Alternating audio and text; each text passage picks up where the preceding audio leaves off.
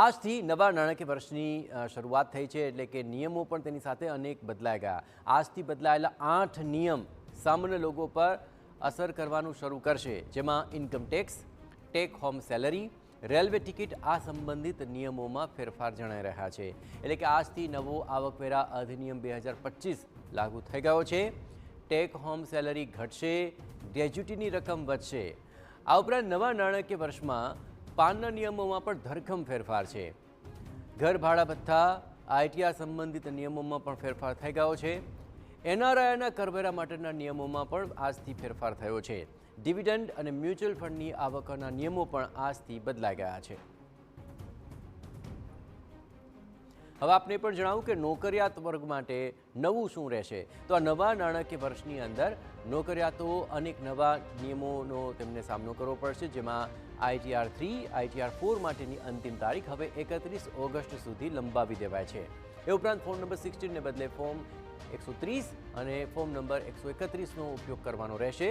સાથે એચઆરએના લાભ માટે ભાડા ચૂકવણીનો માન્ય પુરાવો રજૂ કરવાનો રહેશે, જેમાં મકાન માલિકોનો પાન સબમિટ કરવો પડશે.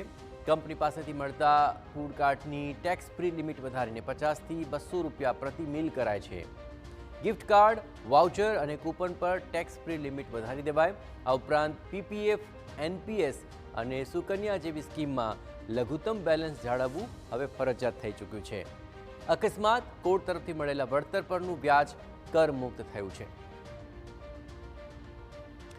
પાન કાર્ડમાં પણ નવા નિયમો આજથી લાગુ થઈ ગયા છે. એટલે કે નવા વર્ષે પાન કાર્ડમાં ધરખમ ફેરફાર થયા. હવે પાન કાર્ડ માટે આધાર કાર્ડ ઉપરાંત અન્ય દસ્તાવેજો રજૂ કરવા જ પડશે. બેંકમાં વાર્ષિક 10 લાખ કે તેથી વધુના રોકડ વ્યવહાર પર પાન ફરજિયાત આપવું પડશે. એટલે કે 5 લાખથી મોંઘી વાહનની ખરીદીમાં પાન કાર્ડ આપવું હવે અનિવાર્ય બની ગયું છે. હોટેલ કે ઇવેન્ટ માટે 1 લાખથી વધુ ખર્ચ પર પાન ફરજિયાત રહેશે. 20 લાખથી વધુની રિયલ એસ્ટેટના વ્યવહાર માટે પાન કાર્ડ હવે ફરજિયાત થઈ ચૂક્યું છે. ટોલ અને રેલવેના નિયમો પણ આપણે જણાવી દઉં. એટલે કે 1 એપ્રિલથી ટોલ પ્લાઝા પર માત્ર ફાસ્ટેગ અથવા યુપીઆઈથી પેમેન્ટ શક્ય બનશે. સાથે નેશનલ હાઈવે ઓથોરિટી ઓફ ઇન્ડિયાએ ફાસ્ટેગના વાર્ષિક પાસમાં 2.5% ભાવ વધારો કર્યો છે, જેથી તમારા ખિસ્સા પરનો બોજ હવે વધશે. રેલવેમાં ટ્રેન 8 કલાક પહેલાં ટિકિટ રદ કરવામાં આવે, જો ટિકિટ રદ કરવામાં આવે તો રિફંડ મળી શકશે. મુસાફરો ટ્રેન ઉપડવાના 30 મિનિટ પહેલાં બોર્ડિંગ સ્ટેશન પણ બદલી શકશે. હવે શેરબજારની વાત કરીએ. આમ તો અત્યારે શેરબજારમાં સારું રહેશે, પરંતુ હવે એફએનઓની અંદર જે સિક્યોરિટીઝ ટ્રાન્ઝેક્શન ટેક્સ છે તેને વધારીને 0.05% કરી દેવાયો છે.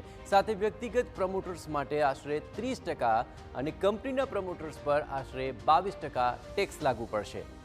બીજી તરફ રિટેલ રોકાણકારો પર શેર હોલ્ડિંગ સમયગાળાના આધારે ટેક્સ લાગુ થઈ જશે.